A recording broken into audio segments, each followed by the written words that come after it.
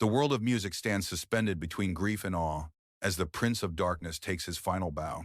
On the 22nd of July, 2025, at 76, Ozzy Osbourne, the man who turned pain into thunder and fear into an anthem, died after years of brutal health battles, including Parkinson's disease, surgeries, and a body slowly buckling under the weight of legend.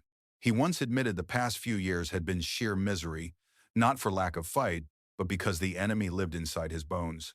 Parkinson's didn't just tremble his hands, it stole his balance and chipped away at the swagger that once stalked the world's loudest stages. Still, he refused surrender. Even as pain lingered like a low, endless drone, he came back to the mic, carving new songs out of scar tissue and memory. And then came the moment that felt like a benediction at the edge of an ending. The 5th of July, 2025, Birmingham back to the beginning, a final aching reunion on home soil. The voice was older, the body slower, the hands unsteady, and yet when the first riff split the air, time caved. Reports said the night raised around $190 million for causes that had become Ozzy's last crusade. If this was farewell, it was a thunderclap wrapped in grace. But legends aren't made by fireworks, they're forged in the long dark. Before Black Sabbath, before reality TV, before the myth, there was a boy from Aston, shamed for dyslexia, jailed for petty burglary, and certain the world had no use for him until music cracked the sky and taught him to scream louder than despair. That scream never stopped, it only deepened. And now, after the last note fades, a stranger silence arrives, one that asks a haunting question. What did it cost to survive this long, and who did Ozzy become when the lights finally went out? He was never meant to be quiet. Ozzy Osbourne was the boy from Aston who turned a stutter of self-doubt into a howl that shook the world. The factory kid who carried Birmingham's smoke in his lungs and exhaled it as heavy metal. With Black Sabbath, he helped invent a new sonic gravity riffs like falling iron, drums like foundry hammers, and a voice that could slice straight through the noise. When the band's blacklit sermons scandalized critics, the outcasts heard a different gospel. Someone was finally screaming their pain out loud. The myth grew teeth, bats in headlines, bans and comebacks. Then the unthinkable rupture. Sabbath cut him loose in 1979. In the industry's ledger, he was spent. In Ozzy's bloodstream, a different story was brewing. Guided and often goaded by Sharon, he rebuilt from wreckage, found a soulmate in Randy Rhoads, and detonated a second act with Blizzard of Oz and Crazy Train, the madcap anthem of a man who refused to disappear. When fate stole Randy in a freak plane crash, grief nearly ended the music. Somehow, Ozzy turned mourning into momentum and kept going. The showman in Sparkles, the survivor in Scars, they were the same man. He stumbled, publicly and painfully. The 1,980 seconds and late 80 seconds were a whiplash of self-destruction, rehab, and raw honesty. Then came the 1,990 seconds, when he learned to weaponize clarity. Ozfest rewired a genre's economy. No More Tears gave him an elegy that still rattles arenas, and the gravel of his voice settled into something older, broader, more human. In the 2000s, MTV's The Osbournes pulled the curtain and revealed a shambling, funny, foul-mouthed dad eating cereal in the kitchen, proof that the Prince of Darkness also misplaced the remote. The cultural punchline didn't erase the pioneer, it completed him. Then the body presented its bill. A near-fatal quad bike crash in 2003, surgeries, chronic pain, and, in 2020, a confession that landed like a minor chord, Parkinson's disease.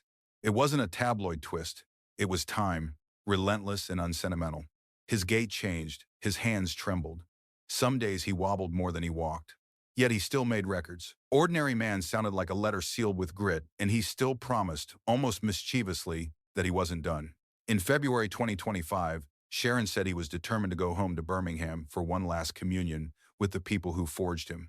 On the 5th of July 2025, the city answered. Back to the Beginning wasn't a concert so much as a closing prayer.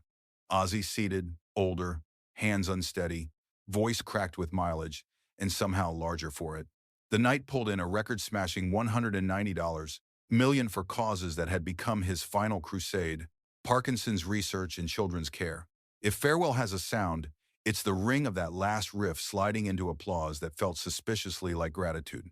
17 days later, on the 22nd of July 2025, the news broke. Ozzy Osbourne, dead at 76. The death certificate would cite a heart attack, with coronary artery disease and Parkinson's listed as contributing factors. Tributes poured in from every corner of music, from metal lifers to pop acts raised on his shadow. In Birmingham, a funeral procession paused at the Black Sabbath Bridge as fans laid flowers and blasted Iron Man into the open air. A brass benediction for a Steel City sun. Legends don't get quiet endings, they get echoes. So who was he, beyond the theatrics, beyond the tabloid folklore? A dyslexic kid who thought he was thick, a petty burglar who did time in Winson Green, a singer who never read music but could read a crowd's soul, a husband who broke down and rebuilt, a father who kept trying, a worker who showed up, again and again, when showing up hurt. The edge he walked wasn't an act, it was a life. And if you listen carefully, beneath the feedback and the fireworks, you can hear what he was always singing about. Fear, love, shame, joy, the human mess, turned up to 11. Retention Bridge. The boy from Aston didn't arrive on stage fully formed. He crawled there through hunger, bullying, and a rope that should have ended everything. Next, we go back to the beginning, the childhood and early life that forged the scream.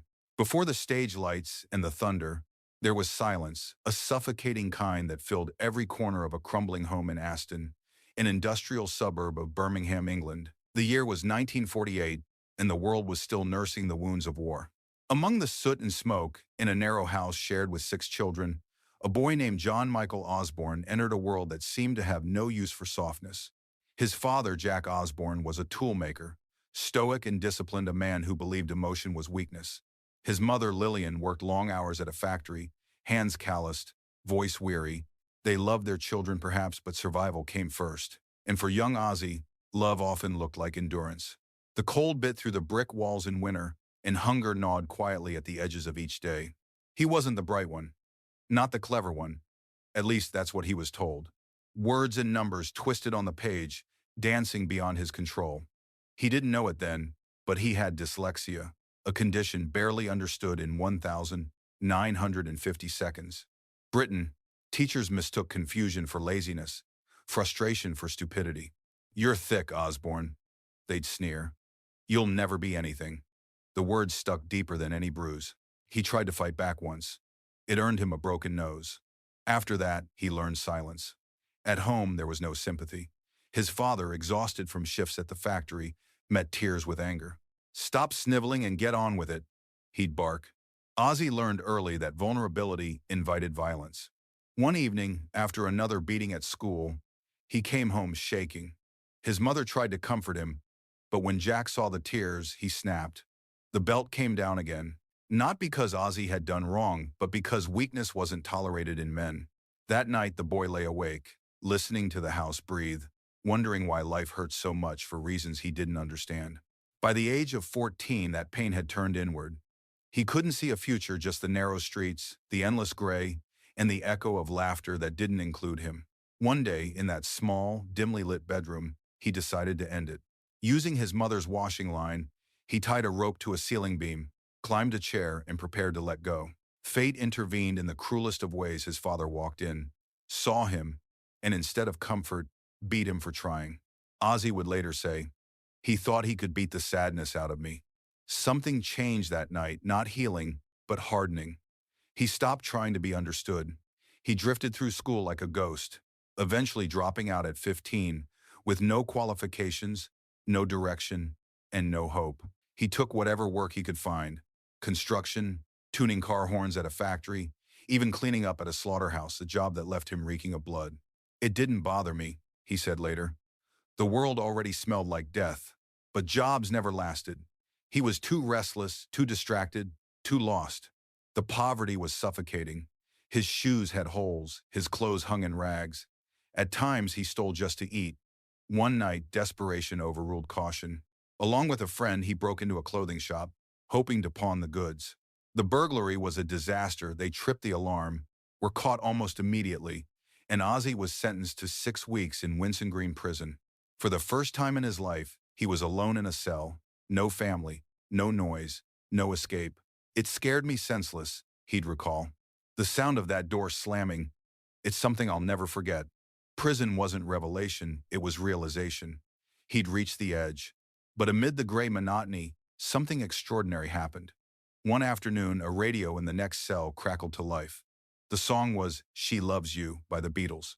Ozzy froze. The harmonies, the energy, it was like sunlight cutting through concrete. It was like hearing God, he said years later. For the first time, I thought, maybe I can be something. Maybe I can matter. That moment changed the course of his life. The boy who had once tied a noose now had a reason to live.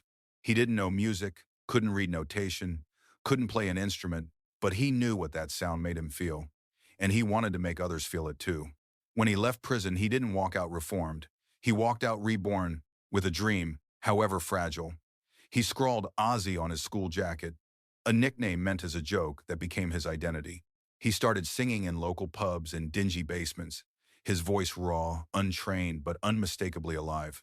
In those smoky rooms, surrounded by misfits and dreamers, something inside him began to mend. The scream he'd been holding back since childhood finally had somewhere to go. I wasn't singing to be famous, he'd later say. I was singing to stay alive. He didn't have money, he didn't have training, but he had a voice that could shake walls and a will that refused to die. The world didn't notice yet, but the boy from Aston had just lit a match in the dark. And soon, that spark would ignite a revolution. Retention Bridge.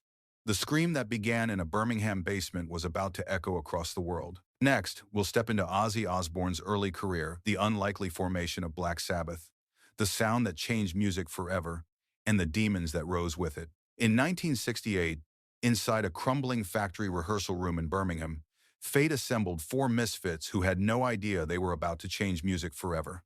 Ozzy Osbourne, newly out of Winson Green prison and still haunted by his failures, answered a newspaper ad that read, "Vocalist wanted must have own PA." He didn't have a proper sound system, but he did have a voice like gravel struck by lightning. When he walked into that room, he met Tony Iommi, a guitarist who had lost the tips of two fingers in a factory accident, Geezer Butler, a bassist obsessed with the occult, and Bill Ward, a drummer who played like thunder trapped in a human heartbeat. They called themselves Earth, but something darker and more magnetic was brewing. One day, Butler pointed at a cinema marquee showing a 1963 Boris Karloff film titled Black Sabbath. "People pay to be scared," Ozzy said with a grin. "Why don't we make music that scares them too?" That offhand remark became a prophecy. Within months, Black Sabbath was born. Their sound wasn't refined, it was elemental. Riffs rolled like machinery, Ozzy's voice wailed like a siren in a burning city, and together they invented something the world had never heard: heavy metal. Their debut album, Black Sabbath, released on Friday, February 13th, 1970, was baptized in gloom. Critics called it evil, vulgar, even dangerous. But the youth, the lost, the angry, the unheard found sanctuary in that darkness. The band's slow, menacing tones mirrored their own frustrations, their sense of alienation in a collapsing industrial world. "We weren't trying to be dark," Ozzy later said. "That was just our lives." The follow-up album, Paranoid, dropped that same year. It was rush-recorded in just a few days, but destiny doesn't care about deadlines. War Pigs, Iron Man, and the title track became anthems for generations of outsiders. Ozzy's shriek, pure and unfiltered, was both a battle cry and a confession. "I didn't know how to sing properly," he'd say. "I just sang how I felt, and I felt like hell." See sang fine on Rusted. Suddenly, the boy from Aston, who once swept factory floors, was fronting the loudest, most controversial band on earth. Black Sabbath toured relentlessly, tearing through Europe and America, leaving parents horrified and fans electrified. Their shows were more than concerts, they were rituals of release, a gathering of misfits who saw themselves reflected in the chaos. But success came with a price. Fame is a kind of spotlight that burns as much as it illuminates, and Ozzy was never built for calm. The endless tours, the exhaustion, the temptations all became gasoline for an already volatile soul. Alcohol numbed his nerves. Drugs silenced his ghosts. "I thought I was having fun," he'd later confess, "but I was just running away." By 1973, the cracks began to show. Sabbath. Bloody Sabbath was a creative triumph, but an emotional fracture. Tony grew cold and distant. Geezer brooded. Bill drank more than he drummed. and Ozzy drifted deeper into the void. He was becoming the caricature the press painted, wild, incoherent, unpredictable. But beneath the madness was exhaustion. He missed home, missed simplicity, missed being John Osborne, the boy no one expected anything from. Still, the legend grew. The 1,970 seconds belonged to Black Sabbath. Whether the critics liked it or not, they had opened a forbidden door and couldn't close it even if they tried. Yet the heavier the sound became, the heavier Ozzy's life felt. He would often vanish for days, lost in binges that blurred reality. "We'd have to drag him on stage," Bill Ward recalled. "He'd go from comatose to electrified in seconds." Then came the breaking point. In 1979, after a decade of chaos, Tony Iommi made the call no one dared to voice.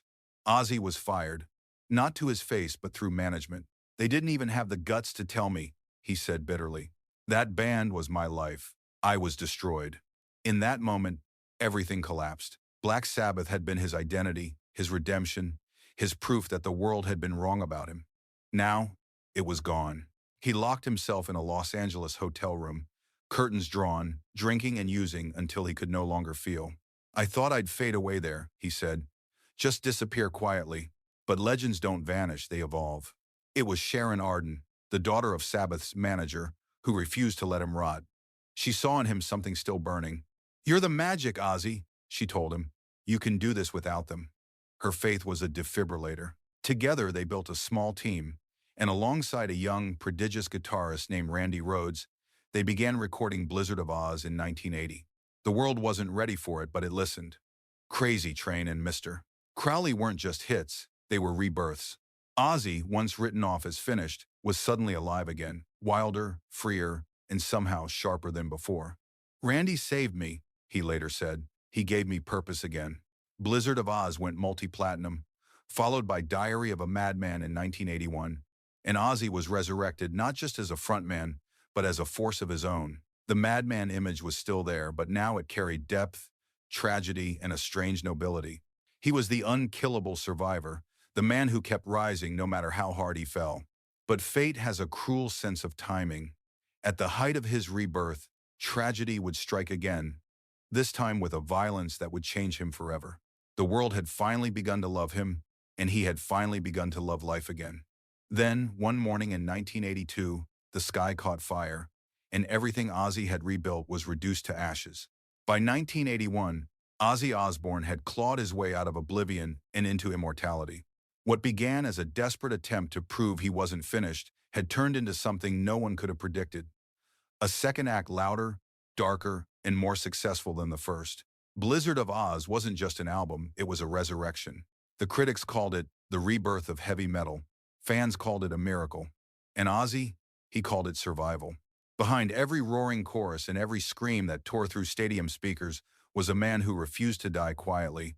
With Randy Rhoads, his young guitarist barely in his 20s but already playing like a soul possessed, Ozzy found not just a partner, but a kindred spirit. Randy was disciplined, graceful, everything Ozzy wasn't, and yet together they struck a perfect balance. "He was my little brother," Ozzy would say years later. "He saved me from myself." Their chemistry was electric. On stage, Randy's guitar howled with surgical precision, while Ozzy prowled and bellowed like a man exorcising the ghosts of his past. They weren't performing, they were purging, and the audience, thousands deep, could feel it. From Crazy Train to Mr. Crowley, the songs became anthems for those who had been broken but refused to bow. By 1982, Ozzy had gone from rock's cautionary tale to its crowned madman. The tours were massive, the crowds wild, and the media obsessed. The legend grew more outrageous, by the week biting the head off a bat, snorting ants, urinating on monuments. Much of it was true, some of it wasn't, but all of it became part of the mythology. The press wanted a monster. Ozzy gave them one. "If they're going to call me the Prince of Darkness," he joked, "I might as well act like it." But the madness masked something more fragile. Ozzy wasn't thriving on chaos, he was surviving through it. Beneath the makeup and the manic laughter was a man terrified of losing everything he'd rebuilt. Sharon, who had become his manager, confidant, and soon-to-be wife, could see the exhaustion creeping in. "He didn't sleep, he didn't eat properly. He lived on adrenaline and fear," she later said. Then came the 19th of March 1982, a date carved into the stone of rock history. The band was in Leesburg, Florida, on tour. It was a quiet morning before a long drive. Their bus driver, who also happened to be a licensed pilot, spotted a small plane parked nearby and suggested taking it for a short flight. Randy Rhoads and the band's makeup artist, Rachel Youngblood, climbed aboard for what was meant to be a playful loop in the sky. Ozzy stood below, watching, half asleep, as the plane circled twice. On the third pass, everything went wrong. The wing clipped the band's tour bus, sending the aircraft spiraling into the ground. It exploded on impact. Randy was 25 years old. Gone in a heartbeat, Ozzy ran toward the wreckage, screaming his friend's name until his voice cracked. He later said, "I saw the fireball and I just knew. Part of me died that day." The tragedy shattered him. He canceled the tour, locked himself away, and drowned in grief. For weeks, he didn't speak. For months, he barely functioned. "Losing Randy was like losing my reason to breathe," he said. "I didn't want to live anymore." Sharon feared he wouldn't recover. "He was gone," she recalled. "Just gone." But the human soul is a stubborn thing. When the world expects you to fall apart, sometimes survival itself becomes rebellion. Ozzy began to write again, not to heal, but to remember. Every lyric, every scream, became a tribute to Randy's spirit. The next tour wasn't about fame. It was about keeping a promise, to keep going. Through the mid-1980 seconds, Ozzy carried that vow like a cross. Bark at the Moon, 1983. The Ultimate Sin, 1986. And No Rest for the Wicked, 1988, kept him on top of the charts. His shows were chaos incarnate, fire, blood, and thunder. But his performances carried a strange kind of reverence, like a man screaming into heaven, daring it to listen. Yet behind the spectacle, the cracks deepened. Fame had rebuilt his life, but it couldn't fix his soul. The alcohol returned. The pills multiplied. His marriage to Sharon wavered under the strain of excess and volatility. "We'd fight like hell and then hold each other like we'd never let go," Sharon said. He was breaking, but he never stopped fighting. It is not a pretting too. By 1987, Ozzy was spiraling again, trapped in the same cycle he thought he'd escaped. On one infamous night in 1989, the darkness took over. In a drunken haze, he attacked Sharon in their home, a night both of them would later call the breaking point. Ozzy was arrested and later sent to a psychiatric facility for treatment. "It wasn't me," he said quietly years later. "It was the part of me that didn't want to feel anymore." The public didn't know the full story. What they saw was the caricature, the unhinged rock god melting down again. But behind the tabloids was something much more human, a man drowning in guilt, fighting to hold on to the woman who refused to give up on him. Sharon stood by him, not out of naivety, but out of belief. "I knew the real Ozzy was still in there," she said, "and I wasn't going to let him go." That was the paradox of Ozzy Osbourne at his peak. He was both myth and man, both indestructible and painfully fragile. The louder the applause grew, the quieter he felt inside. Yet somehow, each time the world counted him out, he came back stronger. As the decade closed, Ozzy had conquered everything: fame, fortune, legend. But the cost was steep: his health, his sanity, his peace. The man who once screamed to be heard was now screaming to survive. He'd built an empire out of noise, but soon the silence would come for him again. In the next chapter, that silence takes form: addiction, collapse, and the night that nearly ended everything. By the end of the 1980 seconds, Ozzy Osbourne was both invincible and broken. He had survived prison, poverty, fame, and the fiery wreckage of Randy Rhoads. He had outlived his band, his critics, even his own worst impulses. Yet inside, he was deteriorating. The man who had built his legend on chaos was now being consumed by it. The alcohol had returned with vengeance. The drugs followed, not out of indulgence, but necessity. "It wasn't about getting high anymore," Ozzy later said. "It was about not feeling anything." The world saw him as the wild king of metal, immortal and untouchable. But behind the curtain, he was fragile, exhausted, and frightened of the man in the mirror. 1989 became the year when everything collapsed. The warning signs had been there for months: missed rehearsals, lost memories, slurred interviews. Sharon, the anchor of his life, was watching him fade. He'd wake up, drink, pass out, Wake up and start again, she recalled. It was like watching someone you love slowly disappear. Then came the night that nearly ended everything. On the 19th of August 1989, Ozzy and Sharon were alone in their Beverly Hills home. The day had been filled with arguments, the air thick with fatigue and unspoken resentment. That night, Ozzy, in a drunken fog, crossed a line he would spend decades regretting. He attacked Sharon in her sleep. "It wasn't me," he said later, voice trembling. "It was like watching myself from outside my own body." When the police arrived, they found Sharon bruised but alive. Ozzy was arrested and charged with attempted murder. The image of the Prince of Darkness in handcuffs was the perfect tabloid feast. But the truth was far more tragic than scandalous. This wasn't a rock star losing control. It was a man at war with his mind. A court-ordered psychiatric evaluation followed. Ozzy was sent not to prison, but to a rehabilitation and treatment facility, where, stripped of fame and makeup, he confronted his reflection, an aging, broken addict who had nearly destroyed everything that had ever mattered to him. "They took away my stage, my drink, my drugs," he said. "All that was left was me, and I didn't know who that was." For weeks, he barely spoke. Sharon, torn between fury and heartbreak, visited him. When asked later why she didn't walk away, she said quietly, "Because I knew he was still in there." She told him, "You can fix this, but you have to want to live." It was not forgiveness, it was a challenge. Inside the sterile walls of that clinic, Ozzy began the slow crawl back to life. The detox was brutal. His body convulsed, his mind splintered, and the cravings came like waves. But beneath the pain was something new, clarity. "I had to look at everything I'd done," he said. "I had to decide whether I wanted to keep falling or start climbing." When he was released, he wasn't healed, but he was aware. "That was the day I stopped pretending falling was flying," he later said. Sharon took him home, and together they began rebuilding brick by fragile brick. He poured the agony into his music, channeling his grief and remorse into something raw and almost holy. In 1991, he released No More Tears, an album that redefined him.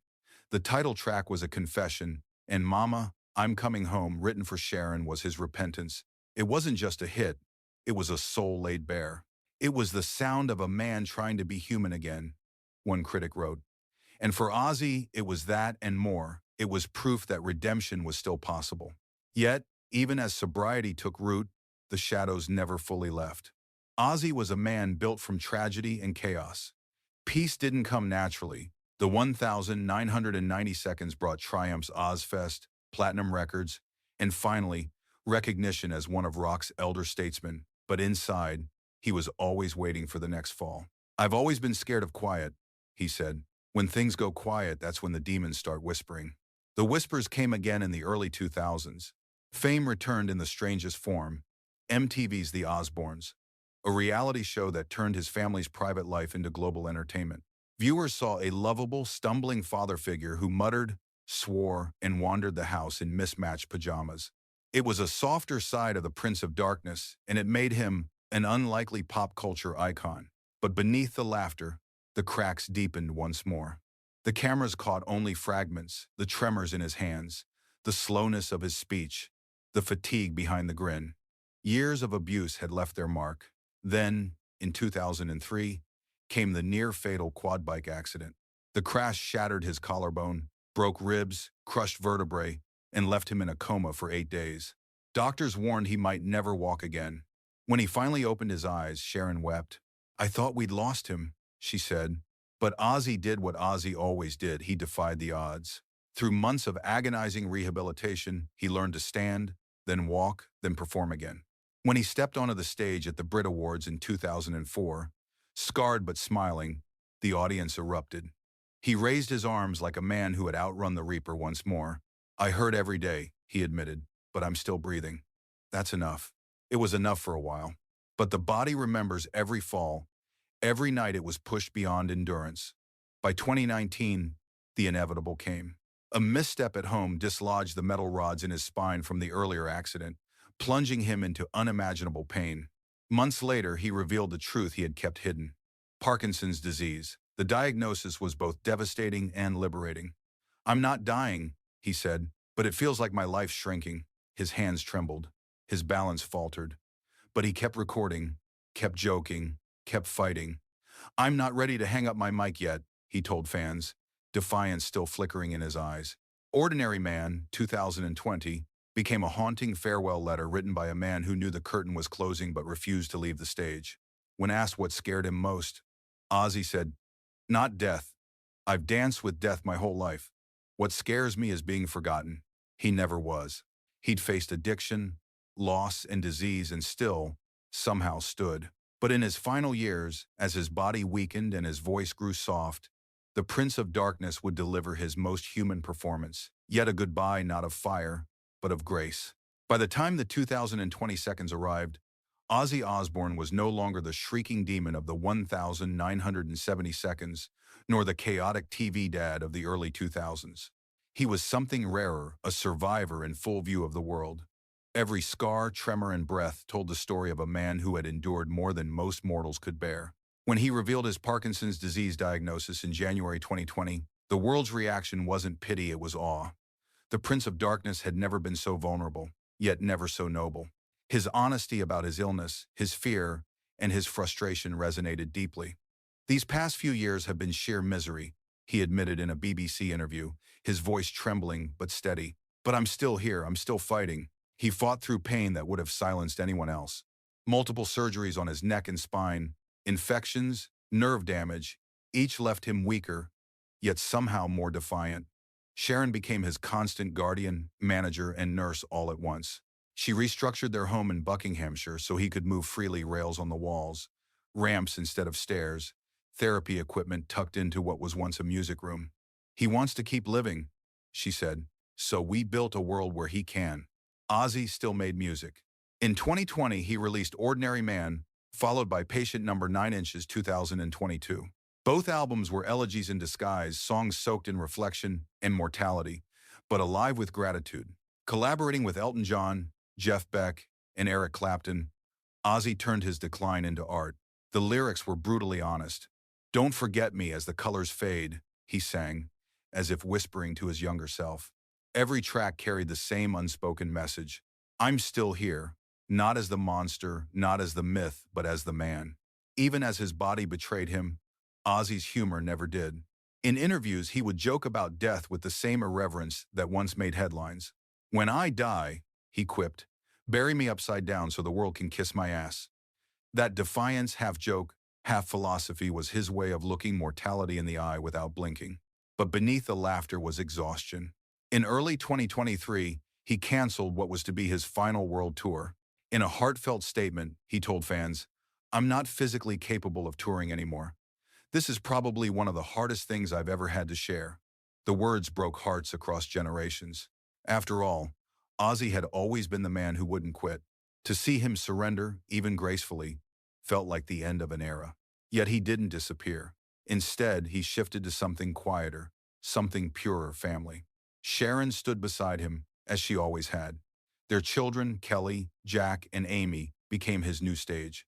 Jack, who had matured into a documentary producer, often accompanied his father to interviews and therapy sessions. Kelly, fierce and witty, mirrored her father's resilience. Amy, the most private of the Osbournes, pursued music under her own name, proof that her father's fire had never left the family. At home, Ozzy found peace in the smallest moments: feeding his dogs, sitting in the garden with a cup of tea, or listening to old Sabbath riffs through his headphones. On better days, he'd hum along, eyes closed, tapping his foot to rhythms his body could no longer fully keep up with. "I still hear it," he once said.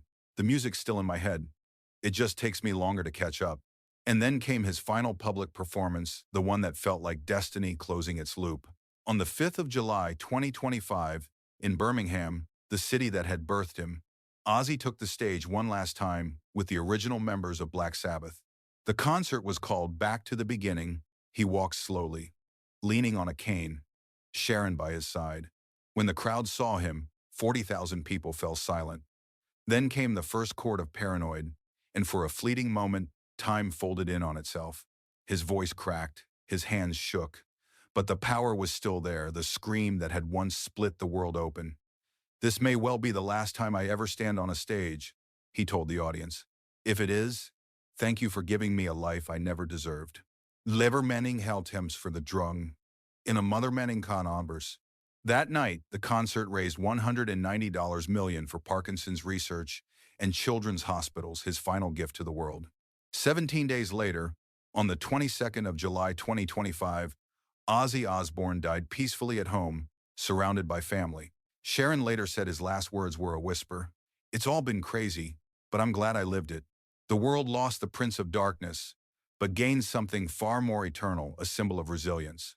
Next, we'll explore his legacy and cultural impact, the echo he left in music, rebellion, and the hearts of millions who learned from him that even broken souls can still make the world sing. When Ozzy Osbourne died in the summer of 2025, the world didn't just lose a musician. It lost a living contradiction, a man who spent half a century dancing on the edge of destruction and somehow made that chaos sound like poetry. His death didn't silence the music. If anything, it made it louder. Across the world, from Birmingham pubs to Los Angeles arenas, fans blasted War Pigs, Iron Man, and Crazy Train into the air. Not in mourning, but in communion. Ozzy's legacy isn't just carved in platinum records, it's etched in defiance. He didn't invent rebellion, but he gave it a soundtrack. Before Black Sabbath, rock flirted with danger. After them, it stared straight into it. They were the first band to treat darkness not as an act, but as truth.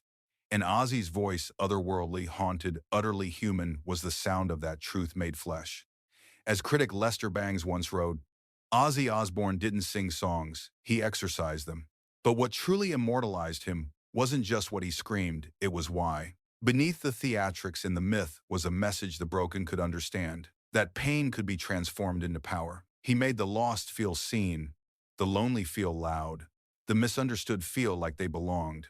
To every teenager who felt invisible, Ozzy was proof that survival itself was a kind of rebellion.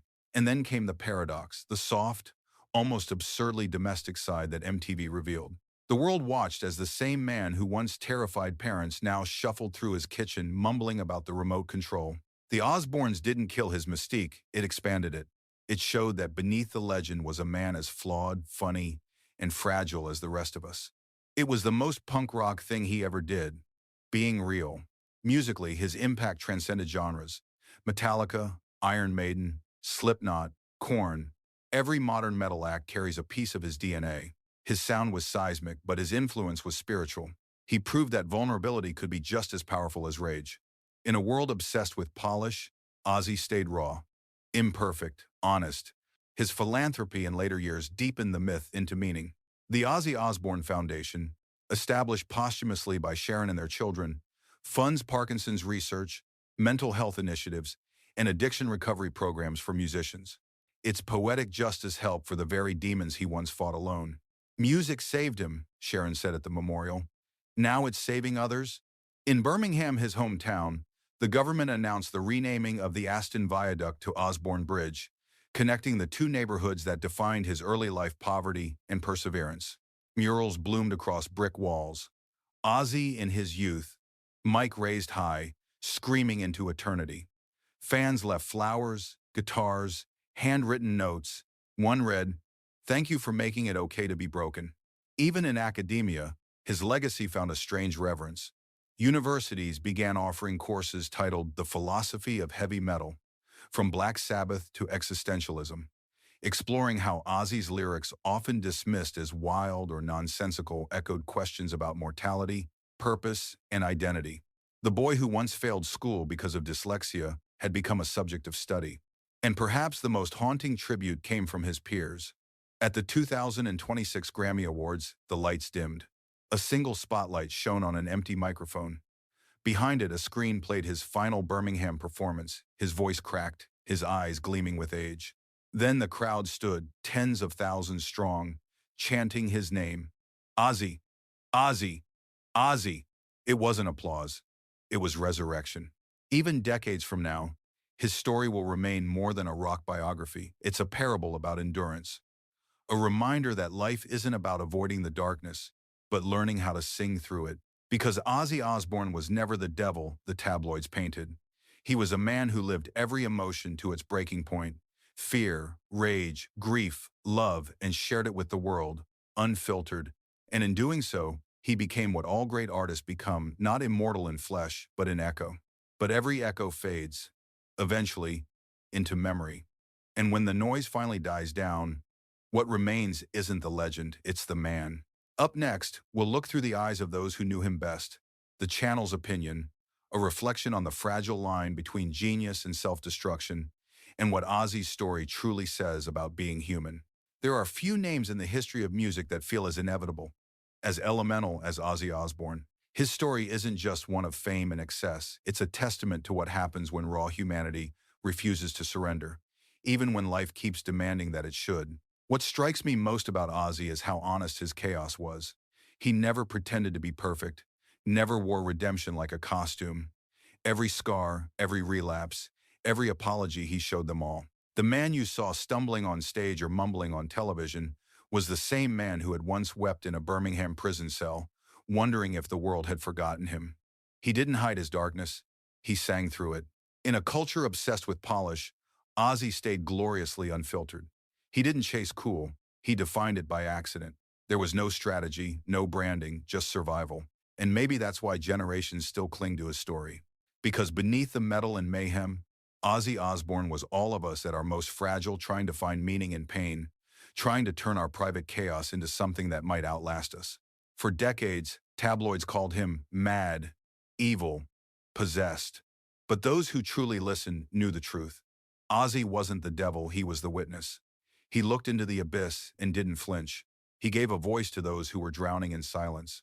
His scream said what so many couldn't: I heard, but I'm still here. And what a strange, beautiful contradiction he became. The man who once terrified parents became the father figure who made the world laugh. The addict who nearly destroyed his family became the husband who grew old beside the woman who never left him. The high school dropout became a philosopher in leather boots, teaching the world that strength isn't about never falling, it's about always standing up again. People often ask, how should we remember Ozzy? As a legend, a survivor, a cautionary tale? Maybe all three, because his life was the full symphony: ugly, brilliant, broken, divine. He lived it too loudly to be neat, too honestly to be forgotten. And maybe that's the greatest thing he gave us: proof that the human spirit can be as loud as a guitar solo, as jagged as grief, and still, somehow, as beautiful as a prayer. Ozzy Osbourne's story forces us to confront the uncomfortable truth that the same fire that creates greatness can also destroy it. He was a man built from paradox, violence and compassion, addiction and love, rage and humor, and yet somehow he turned that paradox into art. In the end, his greatest act wasn't surviving fame or defeating his demons. It was something simpler, something infinitely harder: learning to forgive himself. When the lights went out that final night in Birmingham, when the crowd whispered his name one last time, it wasn't just an ending. It was closure for him and for everyone who ever found a piece of themselves in his howl. Ozzy didn't leave us clean or redeemed.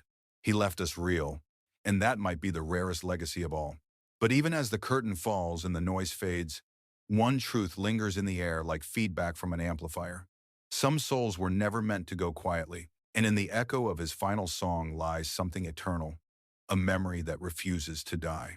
Some stories end with silence. Ozzy Osbourne's doesn't. His story hums low and steady like the echo of a power chord that refuses to fade. Even now, if you close your eyes, you can almost hear it: the growl of an amplifier, the whisper of a crowd, the fragile breath of a man who turned pain into thunder. Time has taken the body, but not the voice. Somewhere, in every teenager learning their first Sabbath riff, in every outcast who found solace in the noise, in every heart that still beats to the rhythm of Crazy Train, Ozzy lives on. The scream that began in Aston, inside a boy who thought he'd never matter, still echoes through the bones of rock and roll. He was the broken child who became the loudest man alive. The world called him mad, but maybe madness was simply his way of staying awake in a world that preferred people to sleep. Ozzy didn't just survive life, he collided with it, head on, again and again, until the collision itself became art. Even at the end, when disease stripped away his strength and left him trembling, he never stopped laughing. He never stopped being Ozzy, half saint, half sinner, always sincere. "I'm just a lucky bastard," he once said, "who got to do what he loved longer than anyone expected." And perhaps that's the final lesson his life leaves behind: that luck is only half chance, the rest is stubbornness. Ozzy's entire existence was one long refusal to quit. He didn't conquer his demons, He simply outlived them. In Birmingham, his hometown, the streets still hum with his memory. There's a mural on the old brick wall near the Aston Viaduct Ozzy, with his arms raised, eyes closed, bathed in light. Below it, someone has scrawled in white paint, "Still crazy, still here." The world will keep spinning, and new idols will rise and fall. But there will never be another Ozzy Osbourne, not because of his fame, or his scandals, or even his music, but because no one else could turn pain into beauty quite like he did. He made the darkness sing. So when the lights go down, and the stage is empty, and the last note fades into the long quiet, listen carefully. Somewhere, faint but eternal, that voice still rings. Cracked, human, defiant. All aboard. Because some stories were never meant to be forgotten. Some legends never really die. Some stories were never meant to be known. But now, you know,